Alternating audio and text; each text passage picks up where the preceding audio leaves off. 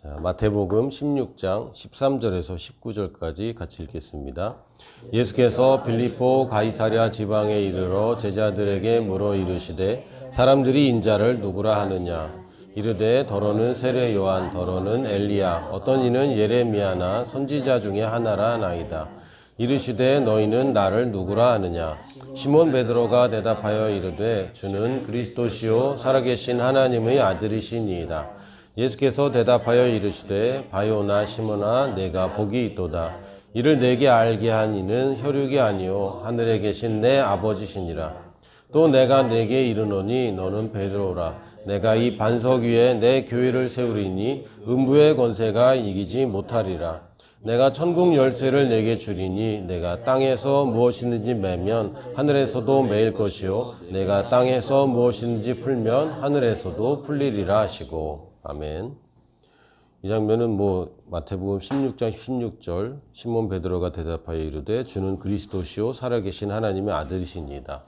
이 구절이 워낙 유명한 구절이기 때문에 이제 교회를 좀 다녀본 사람들은 이 구절은 다 알 겁니다. 근데 제가 여러분에게 좀 추천하는 것 중에 하나는 예수님이 어떤 말씀을 하실 때 어디서 말씀하시는가, 또 누구에게 말씀하시는가, 이런 배경들을 좀 알고 보면 더 좋을 것 같아요.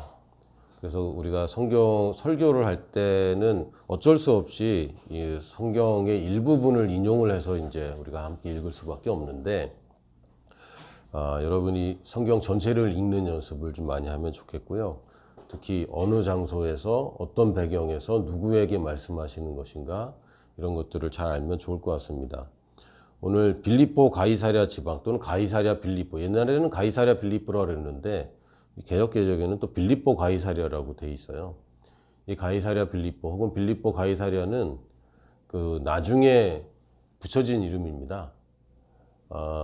원래 이 갈릴리 호수 더 북쪽에 그 다메섹 가는 길일 거예요, 아마. 다마스쿠스 가는 길에 있는 그 로마의 도시 중에 하나인데, 이 분봉왕이라는 게 있었죠. 로마 황제가 있고, 이 케사르 또는 카이사르 또는 가이사르라고 하는 황제가 있었고, 황제가 모든 것을 다 다스릴 수 없기 때문에 분봉왕, 나눠서 황제를 섬기는 왕들을 세웠는데, 그 중에 한 사람이 그 헤롯이죠. 그 분봉왕 헤롯이라는 말을 들어봤을 거예요. 헤롯이 이스라엘 그 유대 지방을 다스렸고, 또 빌립이라는 분봉왕이 또 있었는데, 이 빌립이 한 도시를 그 빌립이 황제에게 바쳤다라는 뜻으로 가이사랴 빌립보 혹은 빌립보 가이사랴 이렇게 이제 지은 겁니다. 그래서 여기는 갈릴리 호수보다 꽤 북쪽이고, 그 동네는 예전엔 판이라는 그리스 신화에 나오는 그 신이라고 해야 되나? 그 다리는 염소고 위는 사람이고 이런 게 있어요. 예전에 판의 미로 막 이런 영화도 있었는데, 이 판을 섬기는 도시였고, 또 제우스 신전이 있고 이런 데입니다. 그러니까 그 당시부터 그게 있었어요. 그러니까 이거는 헬라 문화권이라고 볼 수 있고요. 사실은 여긴 유대 지방이 아니라 거의 이방 땅입니다. 유대인들이 살고 있고 유대인들이 많이 살고 있지만 문화 자체는 헬레니즘 문화에 있었고, 거의 이방 땅에 예수님이 가신 또 하나의 장면입니다. 예수님이 사마리아도 가셨고, 또 어디죠? 그 거라사 지방에도 가셨잖아요. 거라사 지방에도 돼지를 키우고 있는 걸 보면 거기도 또 거의 이방이라는 걸 알 수 있어요. 그러니까 예수님이 굳이 그 북쪽까지 가셔서 제자들을 불러서 이 얘기를 하시는 겁니다. 너희들은 나를 누구라고 하느냐. 근데 그 당시에 유대인들은 대부분 예수님이 선지자 중에 하나라고 생각했습니다. 침례 요한이 선지자의 마지막 선지자였지만, 사실은 마지막이라는 것은 그 당시에는 모르는 거죠. 그래서 예수라는 사람이 요한의 뒤를 이어서 또 하나의 선지자라고 생각을 했습니다. 그래서 더러는 세례 요한, 죽었던 요한이 살아났다는 얘기까지 나왔었고요. 또는 어떤 사람은 이제 엘리야가 다시 나타났다, 또는 예레미야 같은 사람이다. 이제 이 세 사람의 선지자가 다 다르죠. 요한은 그냥 외치는 자였고, 엘리야는 기적을 행하는 자였고, 예레미야는 기도의 사람이었습니다. 사실 이거 다 합치면 예수님과 같아지긴 해요. 선포하는 자, 기적을 행하는 자, 또 하나님께 예배하고 기도하는 자. 이걸 합치면 선지자들마다 좀 다르긴 하지만 예수님과 뭐 비슷하긴 합니다. 그래서 사람들마다 의견이 분분한 가운데 15절에 보니까 너희는 날 누구라고 하느냐. 너 누구라고 생각하느냐가 아니라 누구라고 말하느냐. 이렇게 얘기했어요. 그때 우리 나서기 좋아하는 시몬 베드로께서 또 나서셔서 대답하여 이르시되 주는 그리스도시요 살아계신 하나님의 아들이십니다. 이렇게 얘기를 합니다. 주님에 대해서 세 가지를 얘기하는데 첫 번째는 주님이라고 얘기를 합니다. 이거는 큐리오스라는 단어고 이거 황제에게 붙이는 말이에요. 그러니까 선생님은 이렇게 얘기한 게 아니라 주님은 이렇게 시작합니다. 그러니까 우리가 예수님을 생각할 때 예수님이 우리 인생의 주인님이시고 그분은 그리스도시고 또 살아계신 하나님의 아들이십니다. 이게 예수님이에요. 주님이라는 것은 우리 인생의 주도권이 우리에게 있지 않고 주님께 있다는 것입니다. 이것을 인정하지 않으면 사실은 교회 나오는 거 이상한 거죠. 여러분이 얼마나 주도권을 인정하느냐는 많은 차이가 있을 겁니다.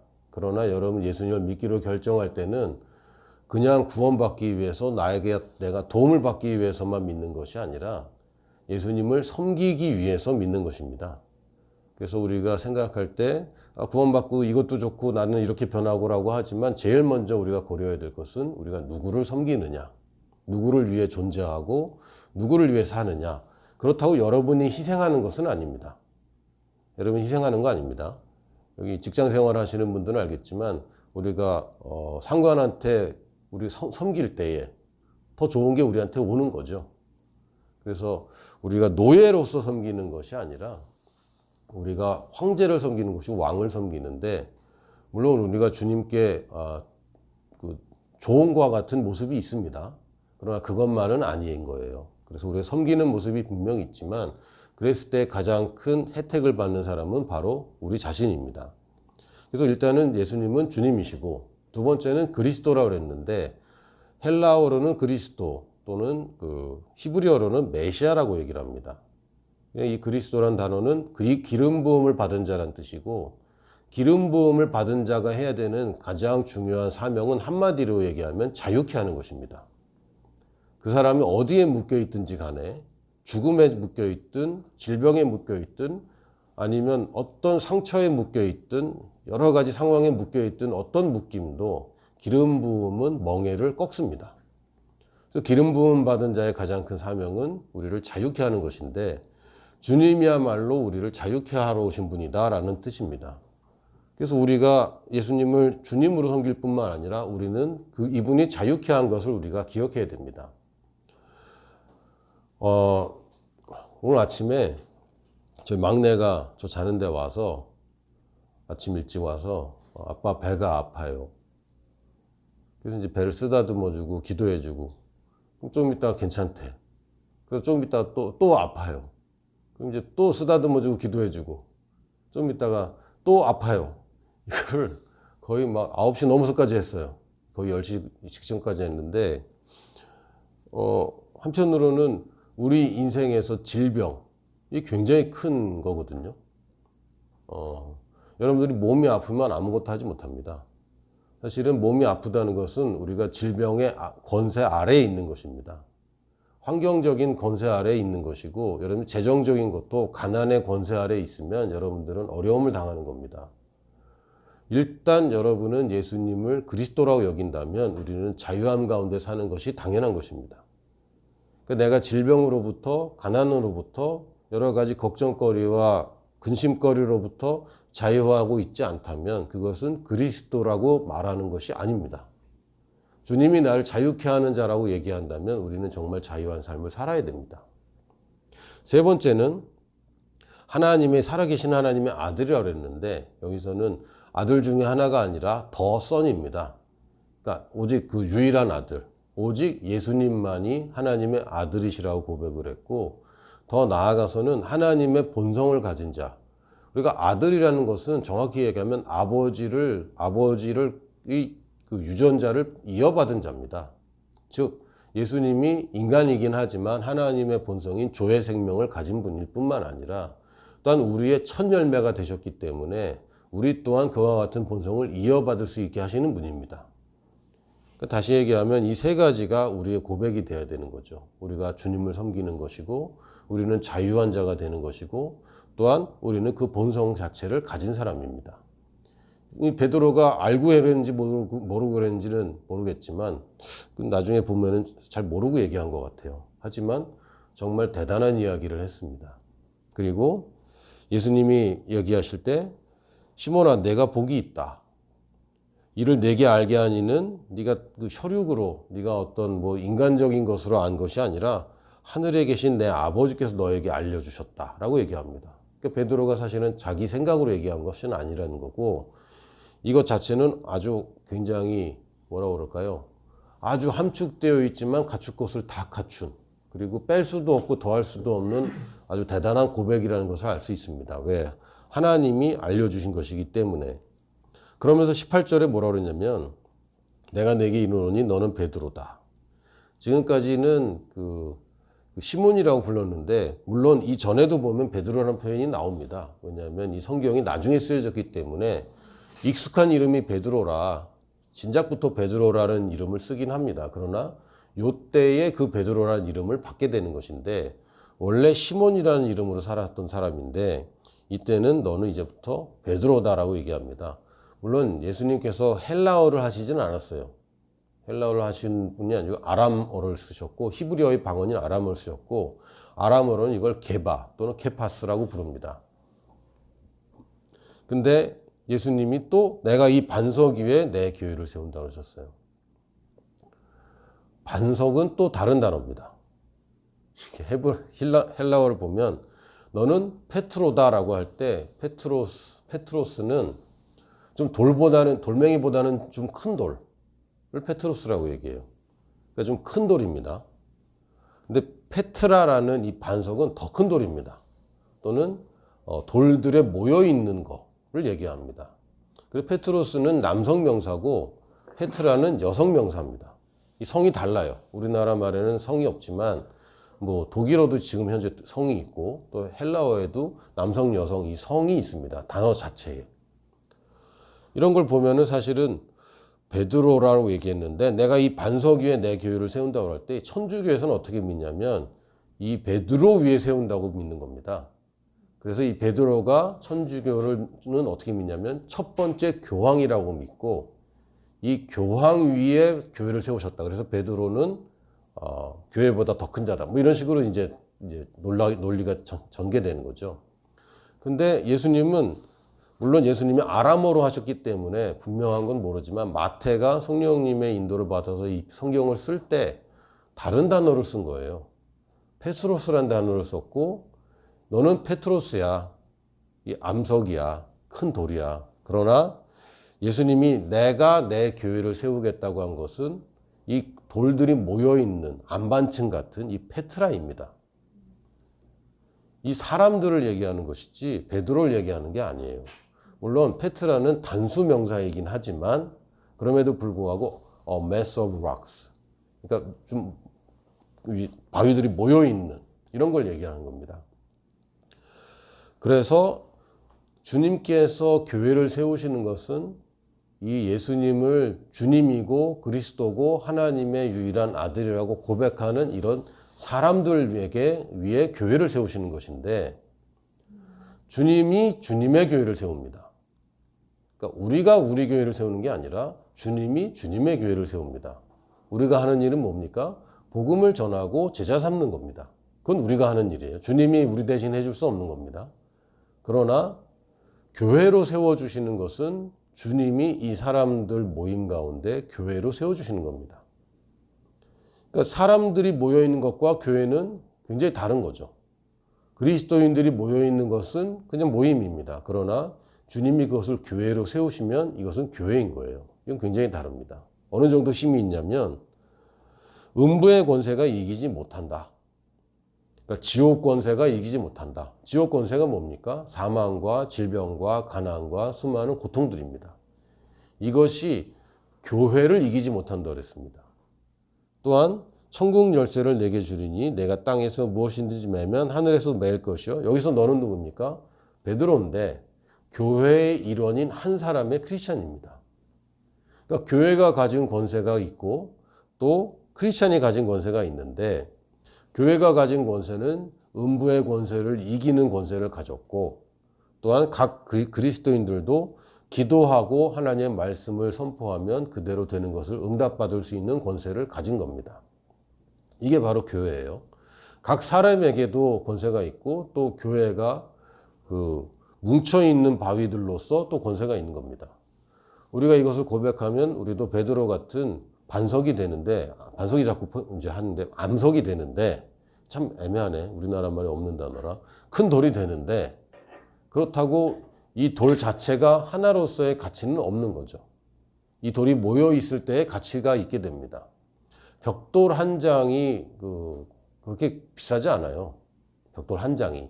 그러나 벽돌이 모여서 집이 되면 엄청난 큰 가치를 갖는 거죠. 그리고 의미가 있게 됩니다. 그럼 집에 벽돌이 있습니까? 그래서 뭐 아파트는 벽돌로 짓지는 않는데, 벽돌 한 장 가지고 어디다 쓰겠어요? 벽돌은 매우 단단합니다. 그리고 무겁고 굉장히 큰 쓰임새가 있긴 합니다. 그럼 벽돌 하나로서는 예전에는 왜 이렇게 뭐 책꽂이 대용으로 한다든지, 또는 화장실 양변기에 넣어놔서 물을 절약할 때 쓴다든지, 그러니까 쓸모가 있어요. 쓸모가 있고 매우 단단합니다. 그러나 그 벽돌들이 모일 때 더 쓰임새가 있는 것이고 큰 가치를 발휘하는 거죠. 벽돌 하나가 풍파를 견디느냐? 견딥니다. 비바람이 친다고 벽돌이 망가지지 않아요.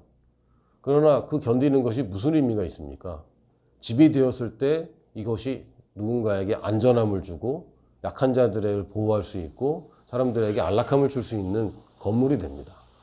마찬가지로 우리 교회가 이런 모습인데, 제가 올 한 해를 돌아보면 제일 감사한 것이 무엇일까라고 생각할 때 교회를 개척하게 된 것이에요.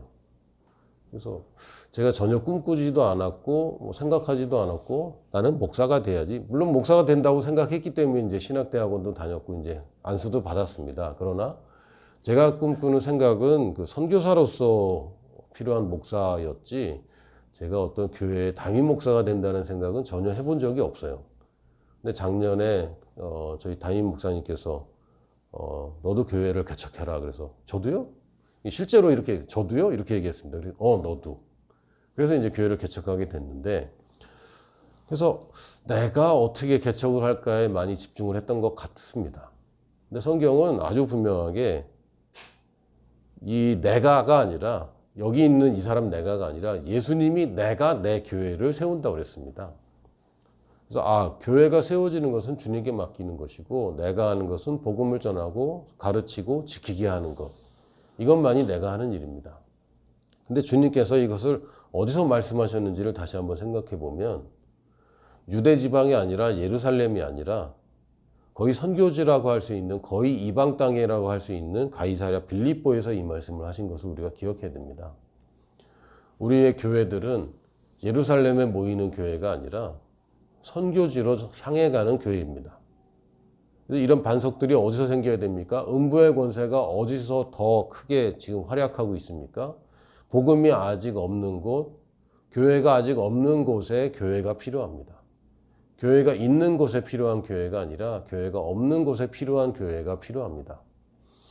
그러므로 우리 교회는 당연하게 보내는 교회가 되어야 하고 지금까지 없던 모습의 교회가 되어야 마땅합니다. 왜냐하면 주님께서 그것을 원하실 거라고 저는 믿어요. 저한테 야 너는 이런 교회를 해라, 세상에 없던 교회를 해라 라고 얘기는 안 하셨지만, 당연하게 교회가 있는 곳에 교회가 또 하나 생기는 것, 그것이 큰 의미가 없는 것 같습니다. 교회가 없는 곳이라는 것은, 그러면 수지에 교회가 많은데요? 아니요. 그러나 내가 뭐라 그랬지? 수지에 교회가 수지에 교회 많잖아요. 저 옆에도 바로 큰 교회가 있고 주차장을 같이 쓰는 큰 교회가 있잖아요. 그럼에도 불구하고 우리가 믿지 않는 사람에게 다가가고 안 믿는 사람에게 관심이 있고 우리 한 사람 한 사람이 선교에 관심이 있는 이런 교회가 필요한 거죠. 그래서 우리가 교회 이름이 보내는 교회인데, 그러면서 하나의 생각은 뭐냐면 자꾸 나를 보게 되는 겁니다. 나 자신의 부족함, 여러 가지 저의 단점들, 그러면서 하나님께서 주신 말씀은 뭐냐면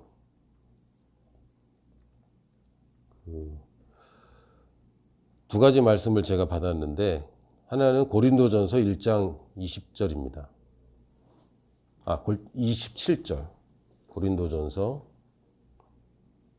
1장 27절.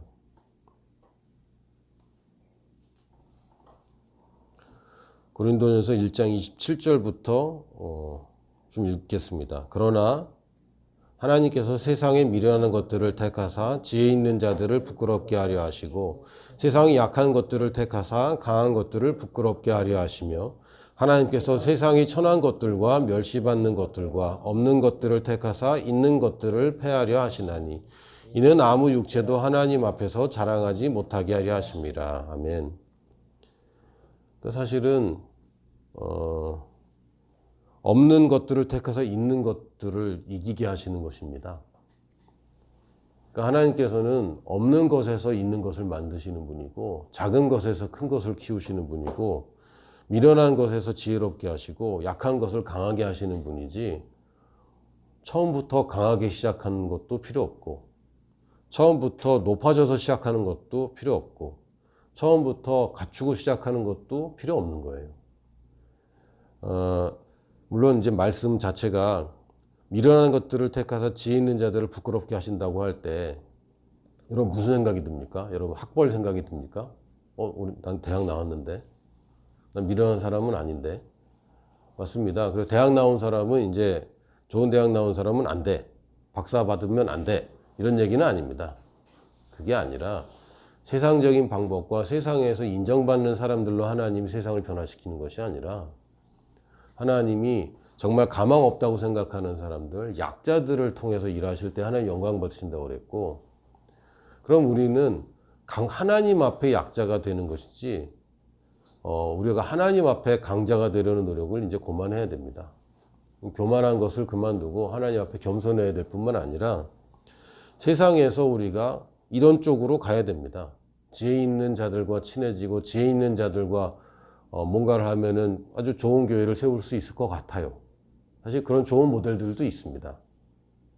그리고 강한 사람들과 연결되었을 때 강한 교회가 될 것 같은 느낌도 있습니다. 또 돈 많은 사람들이 교회에 많으면 참 좋겠죠. 그러나 하나님께서 원하시는 것은 그렇게 시작하는 것은 하나님이 원하시는 건 아닙니다. 그래서 부끄럽게 패하신다고 했으니까 당연히 강해지는 것이 맞습니다. 지혜로워지는 것이 맞습니다. 그러니까 미련한 사람들이 미련한 채로 있다는 얘기 아닙니다. 약한 자들이 약한 채로 있다는 거 아니고 멸시받는 사람들이 멸시받는 채로 있다는 게 아닙니다. 그 사람들로 시작해서 있는 사람들을 없애버리고 이 사람들을 더 드러낸다는 뜻이고 그럴 때 하나님이 영광을 받으십니다. 그런데 30절에 보니까 너희는 하나님으로부터 나서 그러니까 세상에서 어떤 위치에 있든 무엇을 가졌든 상관없이 하나님으로부터 태어난 하나님의 아들이고 그리스도 예수 안에 있고 예수는 하나님으로부터 나와서 우리에게 지혜와 의로움과 거룩함과 구원함이 되셨으니 되실 것이다가 아니라 되셨다고 했습니다. 우리가 이 모든 것을 갖고 있습니다. 그러니까 우리가 시작이 약하고 볼품이 없고 이것은 우리 교회뿐만 아니라 여러분 인생에서도 마찬가지입니다. 여러분의 지금 나이를 먹어가면서 내가 이거밖에 안 되는가 이런 생각이 들 수 있습니다. 또 두려움이 있을 수도 있어요. 그러나 하나님께서는 볼품없는 것들로 멋있는 것들을 만드실 것입니다. 그래서 여러분이 내가 집중해야 되는 것은 내가 내 지혜와 내 힘으로 살아가는 것보다 주님의 지혜와 주님의 의로움과 주님의 거룩함과 주님의 구원함을 우리가 인식하고 사는 것입니다. 나의 초점이 세상에서 이기는 방법이 아니라 주님께서 주시는 지혜와 의로움과 거룩함과 구원함에 우리가 집중하는 것입니다. 베드로가 그 고백으로 이런 칭찬을 받은 것처럼 그리고 그런 고백하는 사람, 그런 고백을 이룬 사람들이 음부의 권세가 이기지 못하는 교회를 이루는 것처럼 우리가 집중해야 되는 것은 세상에서의 비교가 아니라 세상에서 비교 당하거든요. 집에서도 비교 당하잖아요. 뭐 자녀가 하나면 비교 안 당할 수 있는데 옆집 애랑 비교 당하잖아요. 엄마 친구 아들하고 비교 당하고. 세상은 계속 비교합니다. 그러나 우리의 비교는 우리 자신과 있습니다. 근데 여기까지 좋단 말이에요. 근데 내가 게을렀어. 또 내가 주님을 찾지 않았어. 이럴 때는 정말 답이 없거든요. 알아요. 이렇게 하면 다 되는 거 압니다. 근데 내가 그걸 게을리 했는데, 내가 하나님의 말씀이 읽는 것을 하지 않고 기도하는 것을 게을리 했는데, 내가 내년에도 기회가 있을까? 이런 생각이 많이 드는 겁니다. 사실 내가 잘못한 거 있거든요. 그러니까 세상에서 나를 괴롭히는 거 말고, 세상에서 내가 사람들이 나를 미워해서 또는 환경이 안 받쳐줘서 그런 거 말고, 내가 할 수 있는 것도 하지 않은 것들이 분명히 있습니다. 그래서 찾은 말씀이 뭐냐면, 마태복음 12장 20절입니다. 마태복음 12장 20절, 이 말씀은 이사야서를 인용한 말씀인데, 상한 갈대를 꺾지 아니하며 꺼져나가는 심지를 끄지 아니하시기를 심판하여 이길 때까지 하리니. 상한 갈대는 사실 대부분 꺾어버립니다. 사람들은 아예 못 쓰는 거는 버리죠. 가망이 없다 그러면 치워버립니다. 그냥 둬도 괜찮을 것 같은데 그냥 치워버리는 걸 더 낫다고 생각합니다. 저걸 왜 저렇게 놔도 그냥 빨리 뽑아버리지. 이렇게 얘기를 합니다. 근데 주님은 상한 갈대를 꺾지 않습니다. 여러분 갈대 혹시 알죠? 갈대 꺾으면 그거 어떻게 되죠? 그 다음부터는 바로 서지 못합니다. 한번 꺾이면 그 다음에 끝이라. 알죠? 갈대. 나뭇가지가 쉬는 게 아니라 갈대는 꼿꼿하기 때문에 쉬지 않다가 그냥 툭 꺾이고 나면 그 다음부터는 다시 세울 방법이 없는 거예요. 예전에 그 우산살 부러지면은 방법이 없는 것처럼 상한 갈대는 사실은 답이 없는 겁니다. 그리고 꺼져가는 심지도 답이 없는 겁니다. 이거는 그냥 끝난 거라. 겨우 부르르 떨고 있는 이 불꽃 있죠. 그냥 막 꺼질 듯 안 꺼질 듯 하는 것들 사람들은 그냥 꺼버립니다. 근데 주님 어떤 분이냐면 상한 갈대를 꺾지 않으시고 꺼져가는 심지를 끄지 않습니다. 언제까지 하니? 심판하여 이길 때까지. 이길 때까지. 그러니까 될 때까지 포기 안 하십니다. 그러니까 내가 포기하고 이번 생엔 글렀어. 이거는 거의 불교의 가르침이죠. 환생을 기다리면 다음 생을 노리고 뭐 요새 뭐 그런 얘기 하는데 나는 벌써 나이가 이렇게 됐어. 30대가 되었어. 40대가 되었어. 50대가 가까워. 그래서 이번 생에는 안 될 것 같아. 그건 우리 생각이고. 이미 늦었어. 이미 가망이 없어. 난 여기서 내가 아무리 잘해도 여기까지야. 이거는 우리 생각이고. 이 상한 갈대가 주님이 꺾었다는 얘기 아닙니다. 지가 꺾였고 꺼져가는 심지가 주님이 심지에 기름을 공급하지 않은 게 아닙니다. 자기가 기름 부음을 떠났기 때문에 그냥 이렇게 됐는데 그럼에도 불구하고 주님께서는 이길 때까지 우리를 돌보시고 또한 21절에 보니까 결국은 이게 뭐와 연결되냐면 또한 이방인들이 그의 이름을 바라리라 함을 이루려 하심이니라. 이게 또 선교랑 연결이 되는 거예요. 그 주님께서 우리에 대해서, 우리의 삶에 대해서, 우리의 정체에 대해서, 또 교회에 대해서 말씀하실 때 이게 희한하게 또 이방인들에게까지 꼭 이렇게 언급이 되는 것을 볼 수 있습니다. 여러분에게 담대하게 말씀드리는 것은 우리 교회는 이런 교회입니다. 우리 교회는 우리 한 사람 한 사람의 인생이 새롭게 변하는 것, 이게 우리 교회입니다. 작년과 다르게 올해가 다르게 내년이 달라집니다. 우리 한 사람 한 사람이 단단한 바위처럼 성장하고 단단하게 더 밀도 있게 그냥 커지기만 하고 그냥 힘없는 그런 사람들이 아니라 한 사람이 그리스도인으로서 자라는 교회입니다. 우리 교회는 그런 교회입니다. 그뿐만 아니라 교회에게 주신 권세가 충분히 드러나는 그런 교회입니다. 혼자 있을 때 강하지만 모여 있을 때 더 큰 일을 할 수 있는 그런 교회입니다. 그리고 이 더 큰 일은 우리가 이방을 변화시키는 것입니다. 우리와 같은 그리스도인들을 복음이 전혀 없는 곳에 만들고 우리 교회 같은 교회를 더 많은 지역에 만드는 것이 우리 교회입니다. 이런 우리가 정체성을 갖고 있습니다. 결국에는 주님이 다시 오시는 그날까지 우리 교회는 계속 보내고 사람을 보내고 돈을 보내고 기도를 보내고 또 교회를 보내서 주님 다시 오시는 그날까지 계속 보내는 일을 하게 될 겁니다.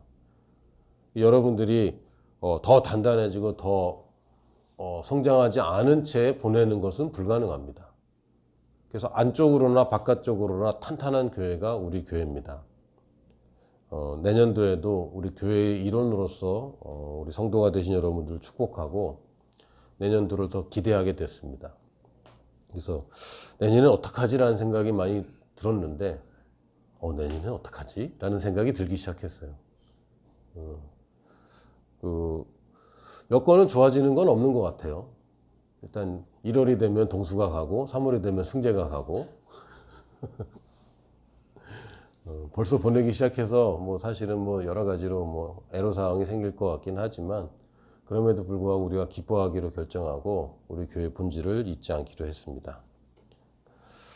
아멘.